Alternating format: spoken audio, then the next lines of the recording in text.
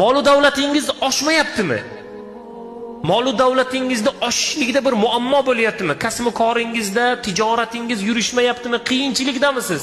Qarzdormisiz? Birodar, ehson qiling. Bugun muvaffaqiyatga erishmoqchimisiz? Obro'yi baland, hamma hurmat qiladigan, Allohdan fazilatli, viqorli, doim odamlarni nazarida bo'lishlikni xohlasangiz, ota-onangizning duosini oling. Boshqa sizga qoida ayta olmayman.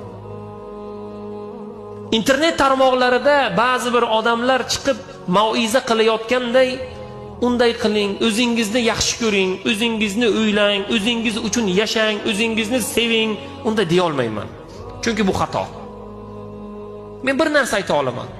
Allohga yopishing. Allohdan so'rang. So'ragan narsangiz albatta ijobat. Alloh sizga fazl bergan, yana beradi. Fazl bergani nimada? Bizda iymon bor. Alloh taolo bizni oyog'imizni masjid tomon yuradigan qildi. Xudodan so'raydigan, qo'lini ko'tarib, "Ya Robbiy, Alloh, sen borsan. Meni mana bu mushkulotlarim bor. Sen menga yordam ber" deydigan toifadan qildi. Alloh taolo bizni ko'zimizni ko'radigan, oyog'imizni yuradigan, solih nafas oladigan insonlardan qildi.